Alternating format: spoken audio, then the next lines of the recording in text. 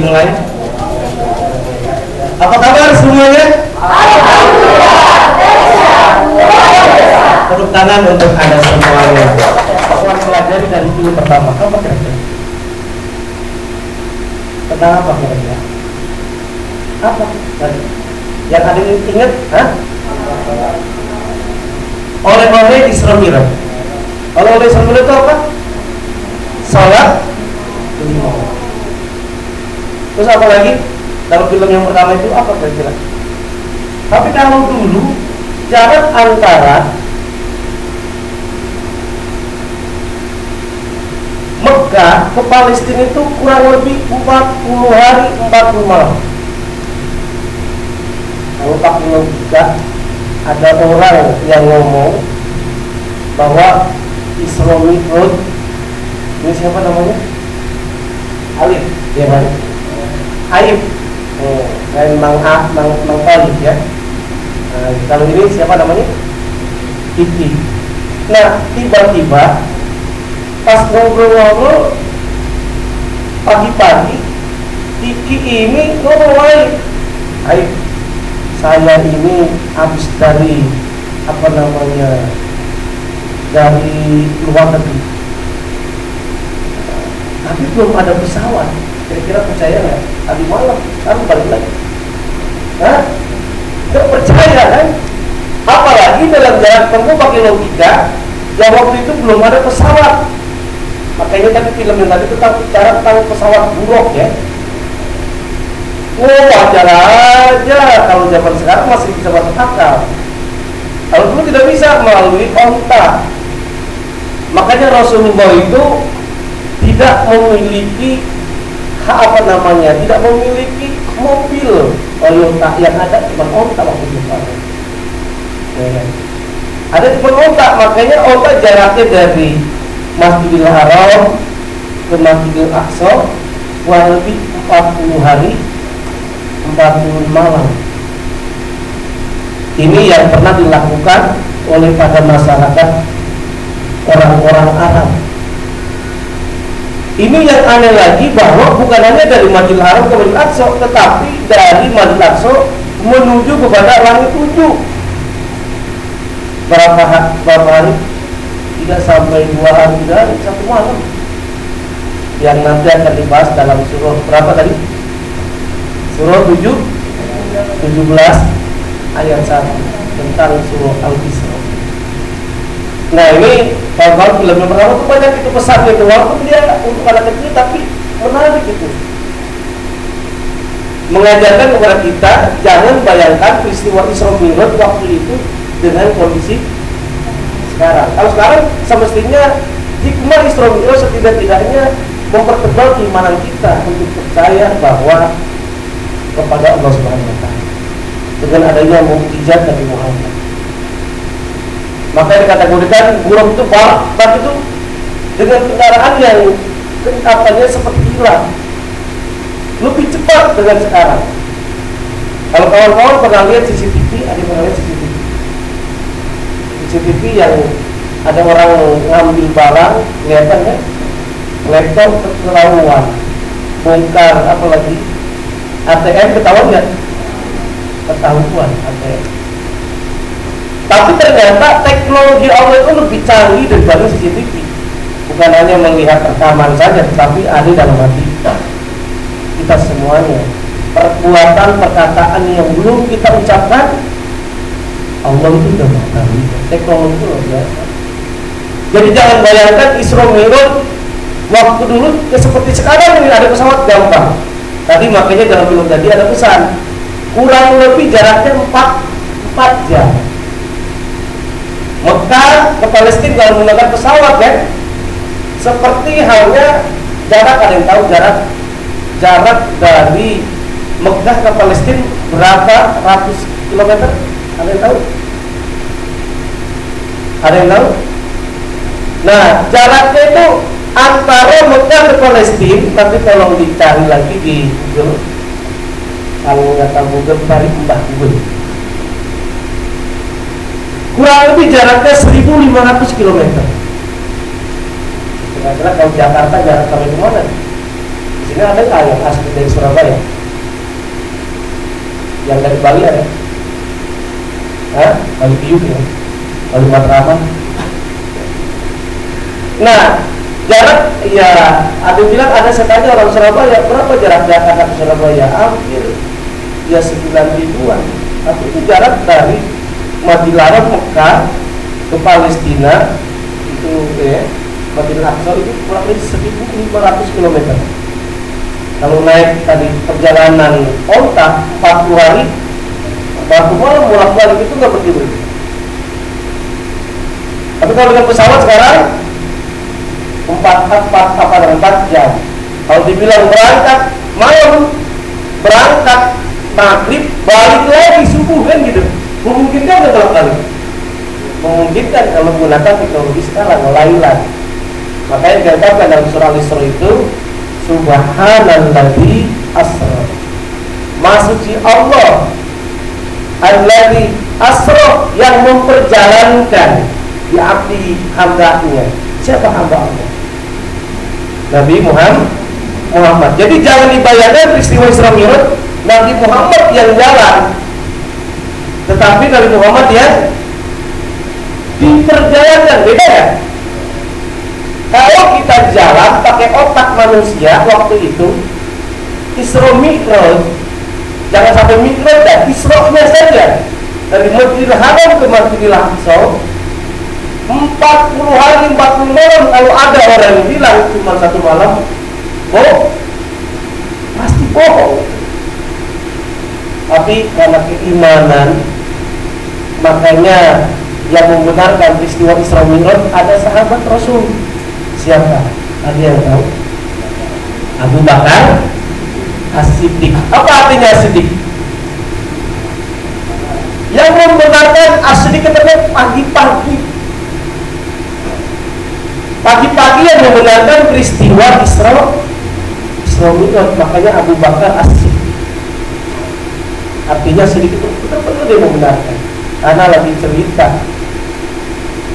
Sebetulnya ini yang Nabi Muhammad itu punya murid itu, bukan hanya Abu Bakar, tapi mungkin banyak Abu Jahal banyak itu.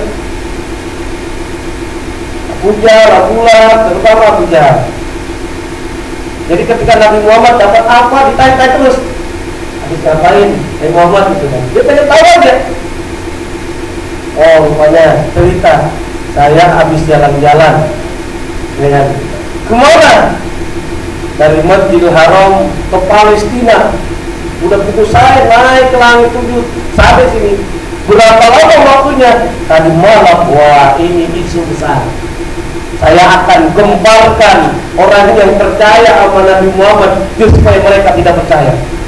Dikumpulin orang-orang semuanya, digosok-gosok hatinya. Hai saudara-saudara, apakah Anda percaya? Sebelum Anda percaya, saudara-saudara, apakah Anda tahu perjalanan dari Mekah ke Palestina berapa hari? Dengar semuanya. Biasanya 40 hari, 40 malam. Kemudian kalau ada orang yang membicarakan 1 hari, jangankan 1 hari, 1 malam, Anda percaya? Wah, pasti semua jawab bilang nggak percaya. Abu Bakar juga pertama awalnya sebelum dia tahu yang mengucapkan Nabi Muhammad, dia nggak percaya. Masa perjalanan dalam jangka waktu 40 hari 40 malam cuma 1 malam, nggak mungkin. Tapi kasih tahu akhirnya, oh yang ngomong itu Nabi Muhammad. Oh nggak apa-apa, itu sudah percaya. Karena apa? Proses keyakinan. Itu dulu belum ada teknologi. Sekarang ada teknologi, semestinya kita sebagai pemuda-pemudi ini semakin percaya, semakin meyakini keimanan. Oh ternyata benar, bukan Nabi Muhammad yang jalan, tetapi Allah yang menjalankan. Arti Nabi Muhammad dijalankan. Berbeda, ibarat semut. Nih, saya kan punya kantong nih ya. Saya ada undangan ceramah yang belum lama, misalkan di Pekanbaru. Di sini ada orang Pekanbaru. Nah, di Pekanbaru itu berangkat kurang lebih 2 jam, kurang 2 jam ya, berangkat 2 jam.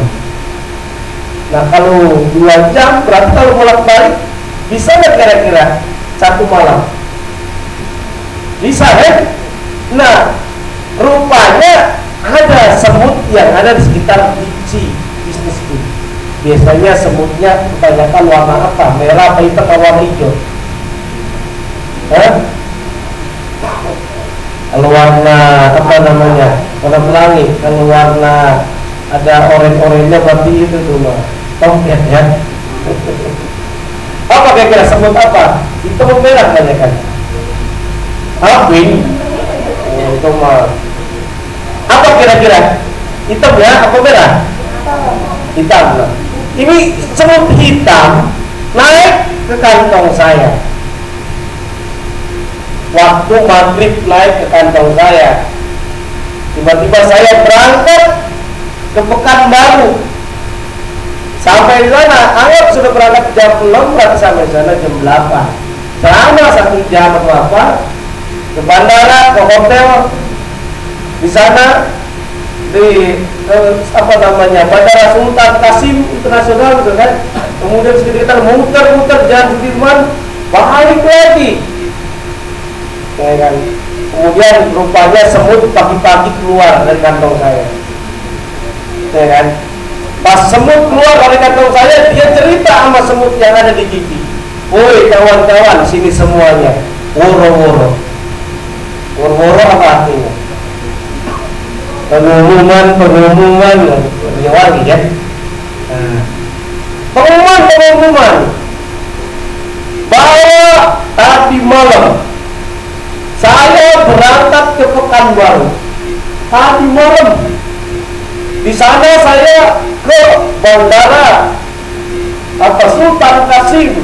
Di sana muter-muter ke Sudirman, muter-muter, ada jalanannya, ada di hotel ini, di hotel ini. Kira-kira pas cerita begitu semut percaya nggak kira?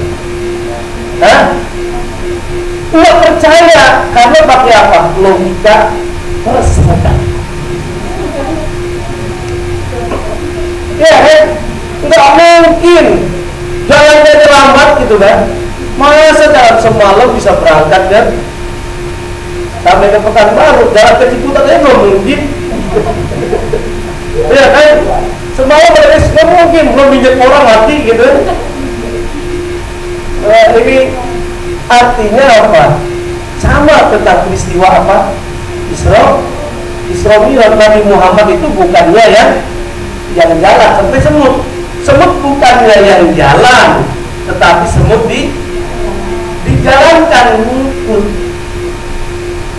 Nabi Muhammad juga sama, bukan Nabi Muhammad yang jalan, tapi Nabi Muhammad dijalankan. Namanya kategori Subhanalladzi asra, maksudnya Allah yang telah memperjalankan.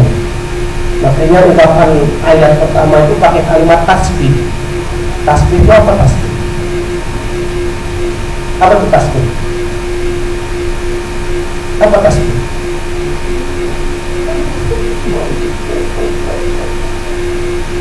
Ini itu tasbih berzikir. Apa artinya tasbih? Ada tahu?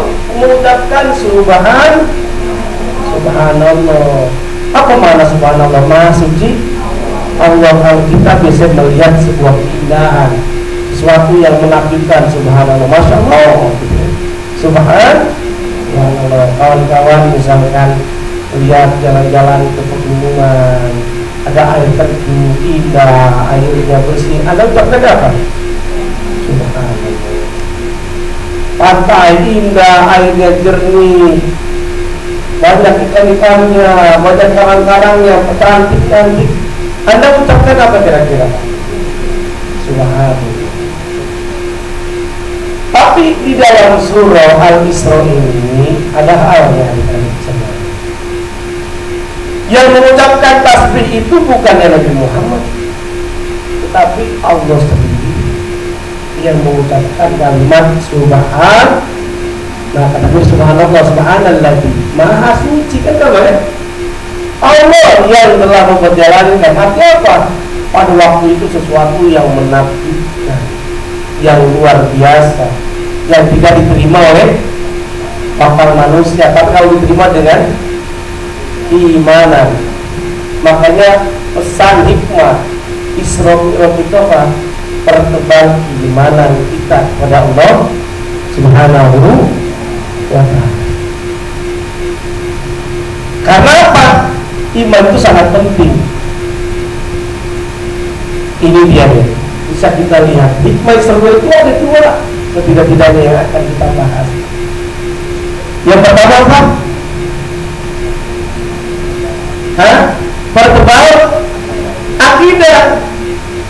Seperti halnya Abu Bakar As-Siddiq, walaupun awal-awalnya dia tidak tahu yang menyebutkan selain Nabi Muhammad, pasti dia bilang nggak percaya. Tapi ketika yang menyebutkan adalah perjalanan dari Mekah ke Madinah berapa hari?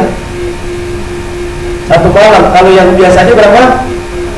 40 hari, 40 malam.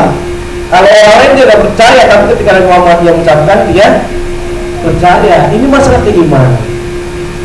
Makanya pesannya buat kita semuanya, hendaknya keimanan akidah kita perlu ditingkatkan. Apa sebabnya? Karena keimanan ini adik-adik semuanya ibarat fondasi. Ini bangunan gicik, ini menarik kampus, apa namanya, berarsitektur seperti hotel kan? Jarang ya kan? Model-model kayak hotel, di bawahnya udah ada musik kayak di hotel aja ya.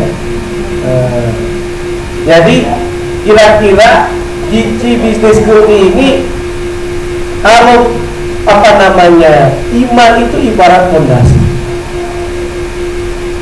Fondasi kira-kira harus kuat apa harus lemah? Harus kuat. Apa yang terjadi kalau fondasi yang ada di Gici ini lemah? Ambruk. Demikian juga dengan keimanan kita kepada Allah SWT. Kalau akidah kita lemah, iman kita lemah, kalau ada masalah, pasti kita mudah gelisah. Kalau ada masalah, ini kawan-kawan yang sudah bekerja atau yang sudah berwirausaha berbisnis, saat gagal boleh jadi bisa frustasi.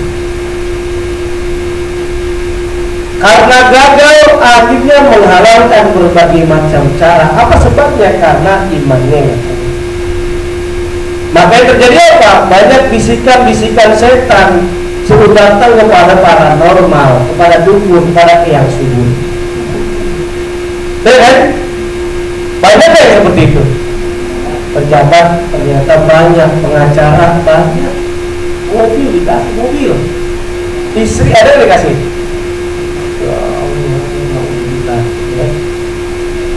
Ini kenapa? Imannya yang tipis.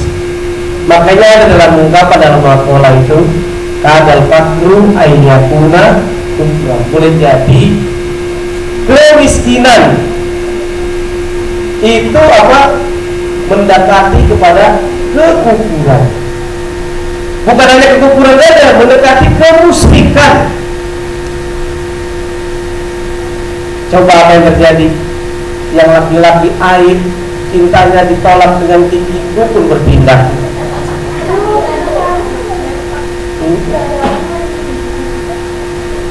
Ya, biar panas aibnya. Kadang-kadang padahal itu rayuannya itu rayuan mantap. Kan? Apa? Titik segede durian, titik cantik seperti di Lauren.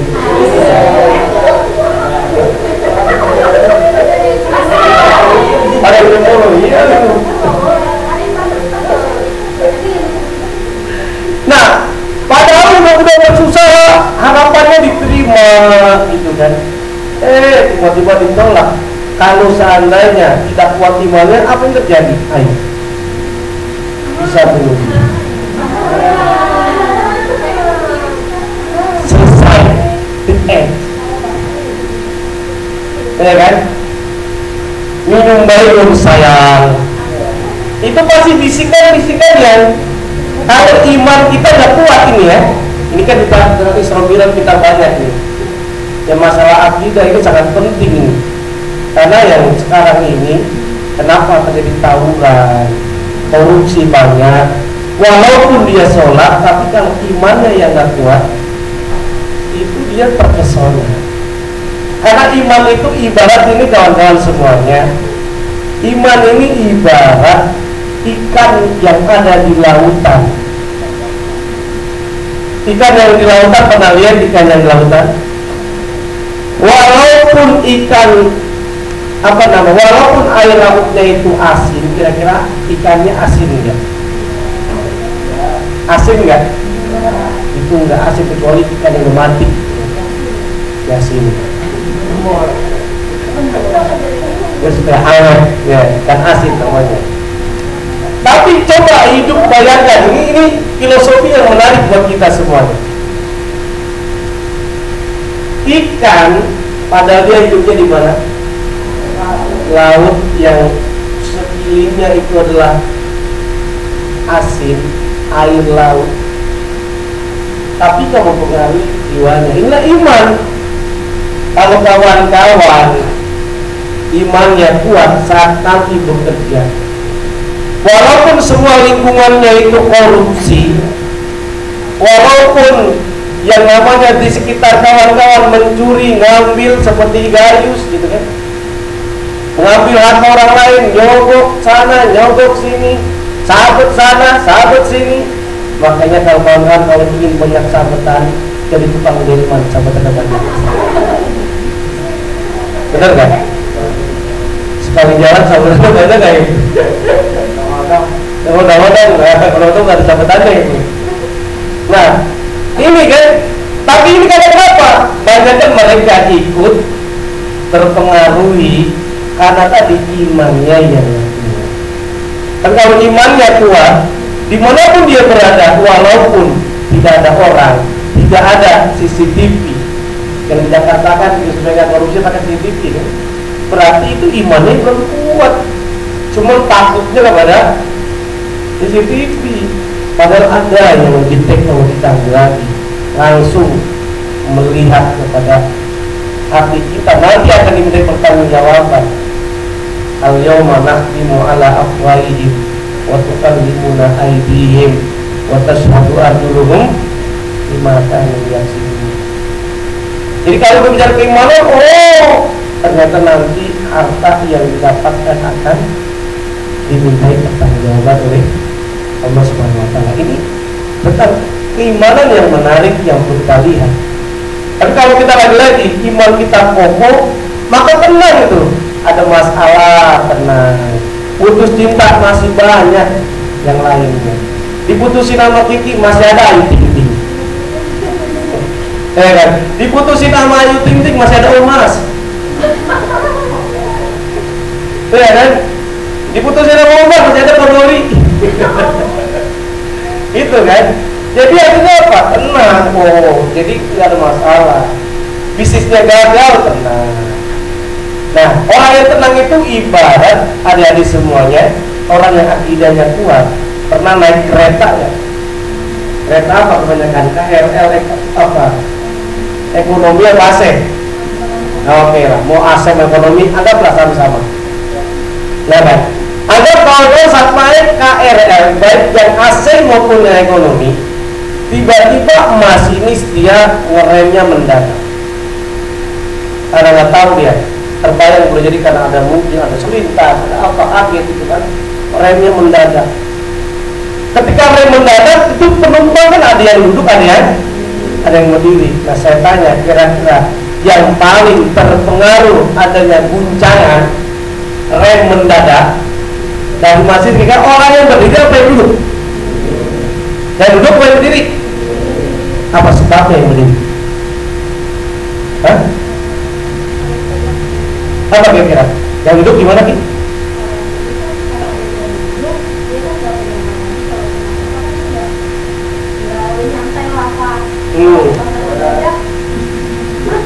Oke.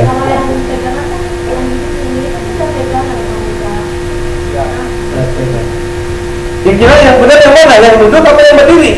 Yang guncangannya yang paling terasa. Sama dua-duanya ada guncangan, tetapi yang paling besar yang mana? yang berdiri. Apa sebabnya? Tidak ada pijakan yang kokoh, fondasinya yang tidak kuat. Tapi yang duduk kan ada pegangan duduk nih, ya kan? Nah, tetap, tapi itu pegangan ada. Ya tetap ada bergoyang, tapi kan dia bisa masih nahan. Tapi coba yang kaya yang ekonomi yang tidak bisa pegangan, kan begitu kan? Benar nggak? Ngerasain?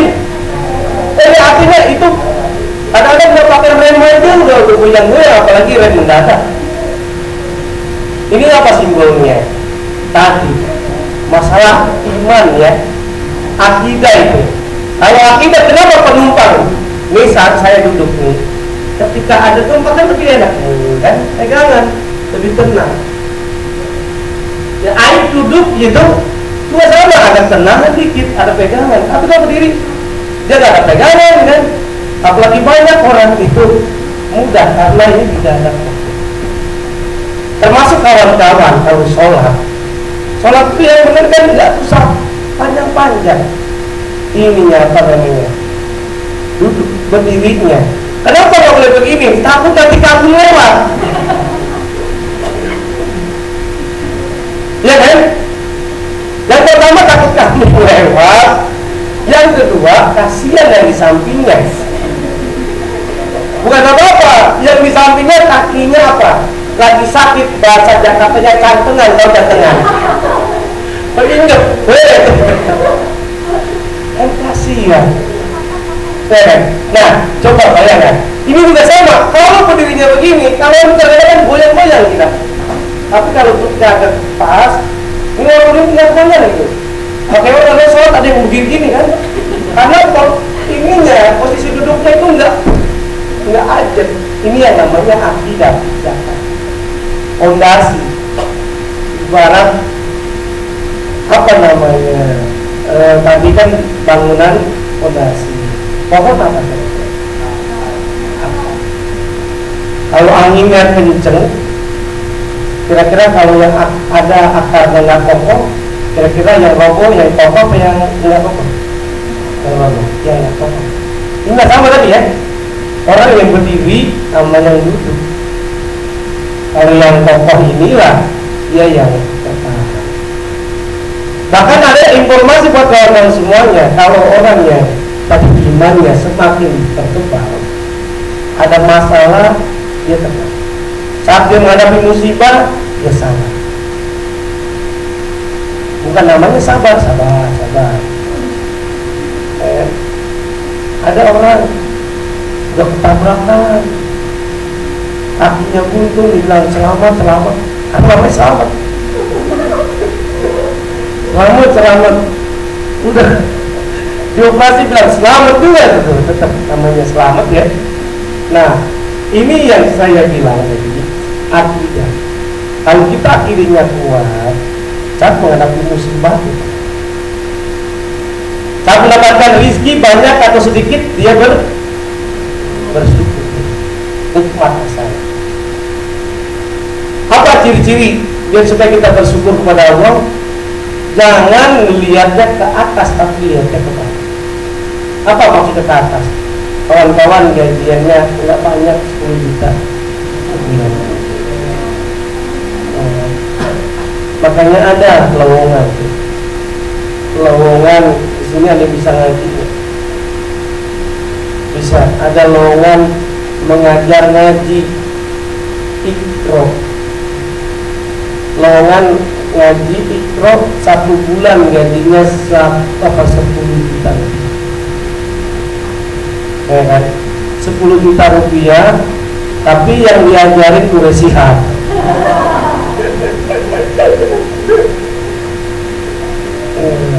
Bercanda ya.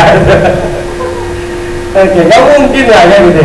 Oke, baik kawan-kawan semuanya, tadi sampai apa tuh? Akidah ya.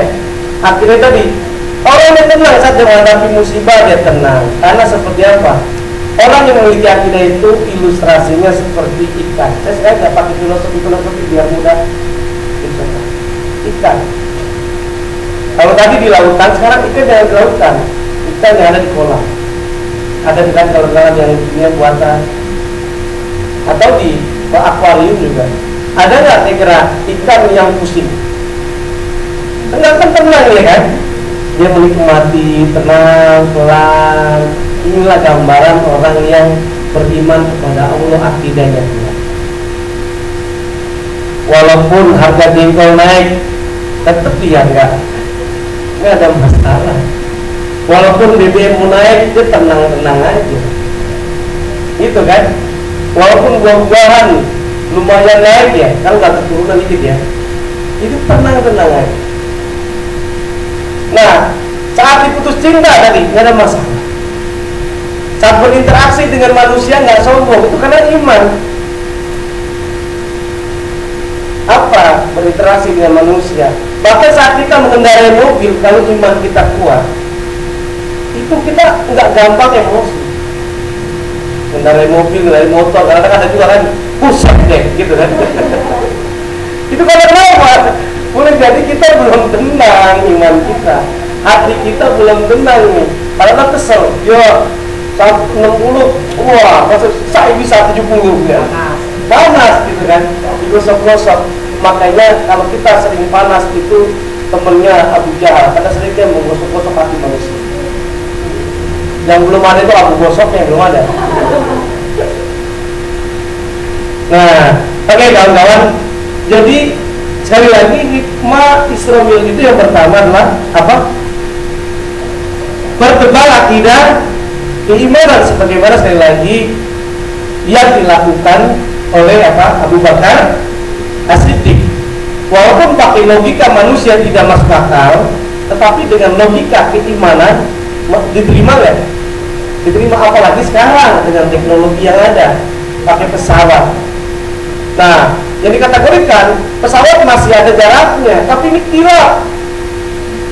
Yang kira itu kategorinya apa? Karena saking cepatnya ya. Yang saking cepatnya itu juga bisa. Nah, kalau semuanya yang kedua, yang kita bicara tentang hikmah Isra Mi'raj adalah evaluasi salat.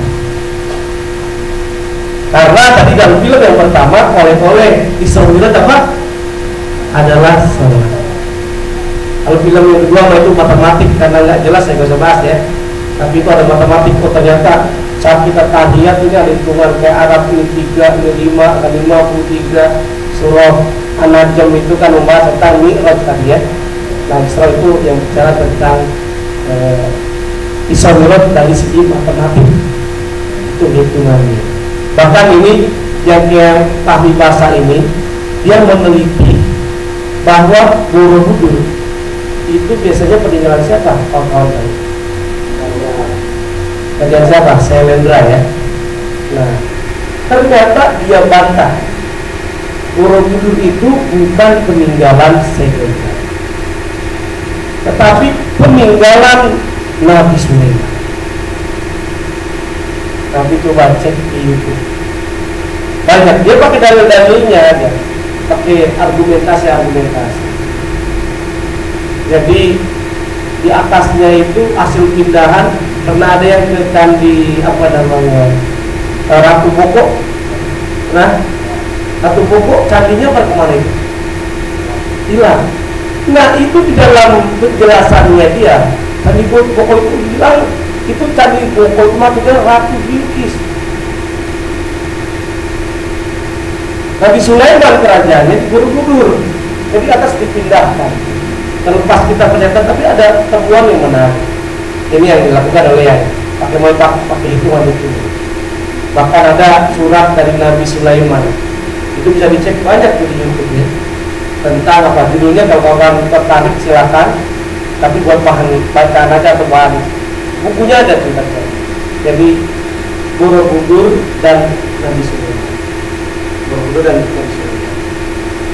Yang terlepas, bahkan pengelola Borobudur ditanya, sebetulnya versi Borobudur ada berapa sih? Ada 3. Yang pertama versi pada umumnya itu peninggalan kerajaan yang umat apa? Hindu ya, umat Hindu. Yang kedua itu karena dari versi dari orang Eropa itu Borobudur diciptakan dari alien. Alien itu kan manusia yang nggak jelas kan, akhirnya khayali aja, nggak jelas nadanya. Habis ini mana ada bikin khayalan aja. Akhirnya karena aneh. Yang ketiga tadi model kayak. Oke, kita tidak perlu bahas ya, tapi minimal saya menginformasikan aja. Ada sesuatu yang menarik. Terlepas kita pelajaran tidak, tetapi dia membahas tentang secara matematik dan secara ilmiah. Oke, baik. Evaluasi sholat. Nah, kalau semuanya dalam ayat surah Al-Isra, Subhanalladzi asra bi 'abdihi lailan minal masjidil haram ilal masjidil aqsa. Itu ada pernyataan minal masjid ilal masjid, dari masjid ke masjid. Masjid buat ngapain kira-kira fungsinya? Buat sholat. Masjid asal katanya sajadah, tempat sujud. Sajadah, tempat sujud, tempat beribadah, tempat sholat. Evaluasi sholat kita berarti apa? Saat peringatan Isra Mi'raj, oleh-olehnya dari Nabi Muhammad kita untuk menjalankan sholat, maka apakah sholat kita sudah betul? Sholat wajib kita sudah dijalankan belum sempurna? Kalau belum, yuk pas Isra Mi'raj ini kita betulin sholat wajib kita. Gak usah jauh-jauh, saya tanya ya dari semua. Kalau BP Anda bunyi, ada yang ngirim, kira-kira langsung dibuka atau dibiarin aja? Langsung kontak, langsung buka, langsung jawab. Ada yang nelfon bunyi, ya kan? Bella, pasti ada bunyi Bella. Lagunya apa? Lagunya apa? Kemana? Atau nyanyinya apa? Lagunya Uji. Hatimu tempat berlindungku, gitu ya. Dari kejahatan syahwatku. Pas ini aja kan. Tuhanku merestui itu. Nah, ini berubah, bukan jadikan istriku. Dijadikan engkau pacarku. Engkaulah wah.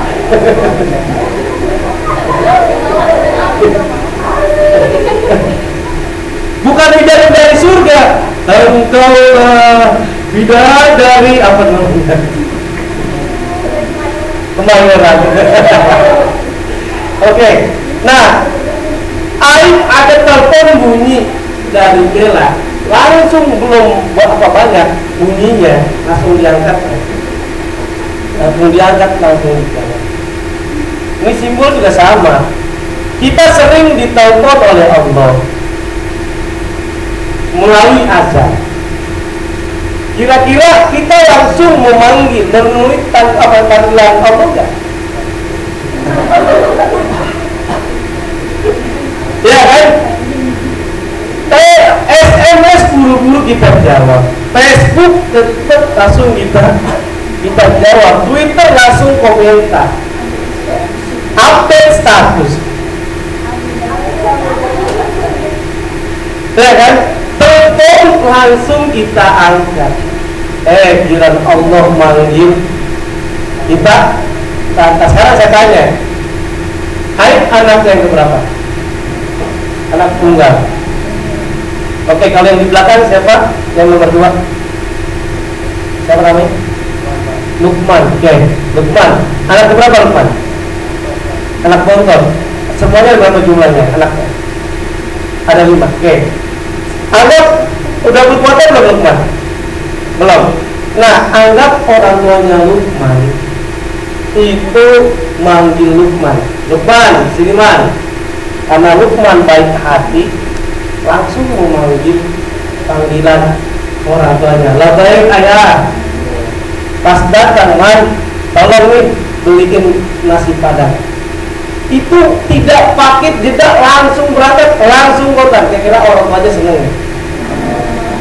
Tiba-tiba anak yang lainnya, kakaknya Lukman, siapa apa yang pertama, kedua, empat disuruh itu beli beli bakso. Ya mencatur dulu, tar ngomong dulu, udut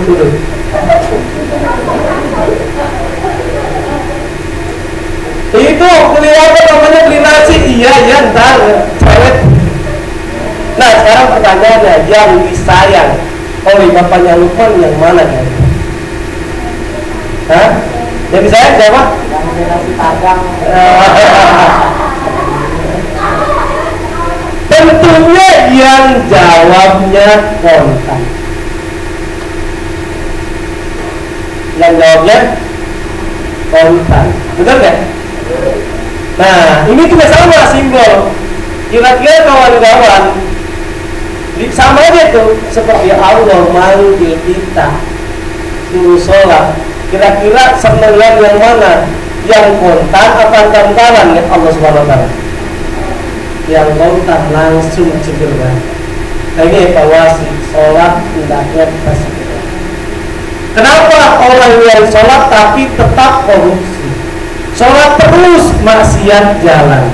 Sholat terus mencuri jalan. Sholat terus maksiat jalan. Sholat terus mabuk jalan. Sholat terus korupsi jalan. Apa sebabnya? What's wrong? Iman.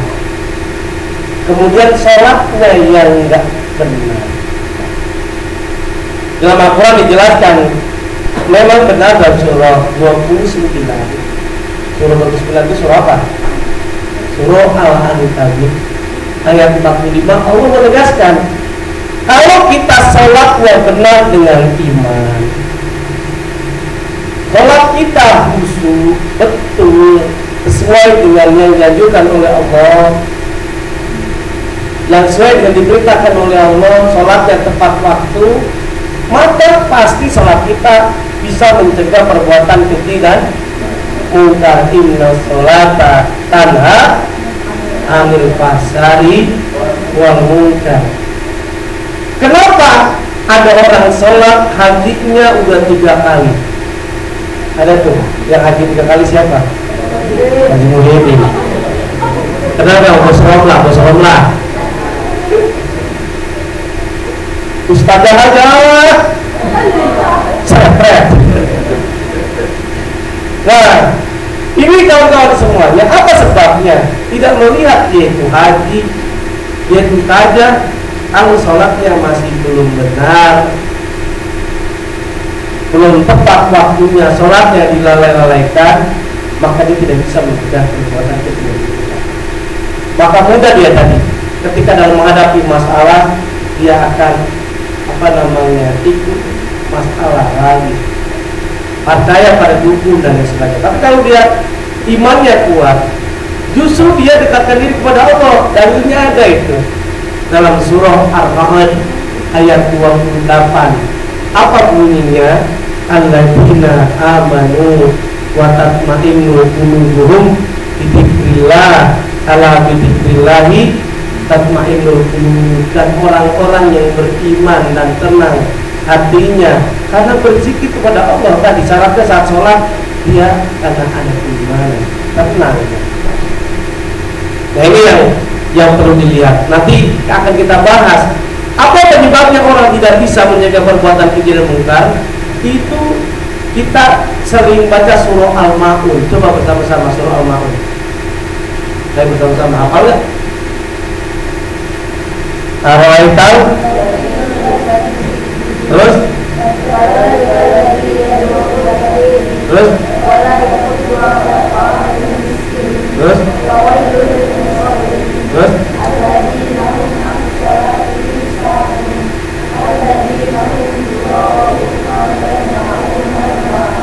Nah, itu dalam surah Al-Ma'un dijelaskan apa sebabnya orang yang sholat belum bisa mencegah perbuatan keji dan munkar. Setidak-tidaknya Karena ketika dia sholat masih ada 3 amalan gitu, perbuatan yang dia lakukan. Dia sholat tapi apa?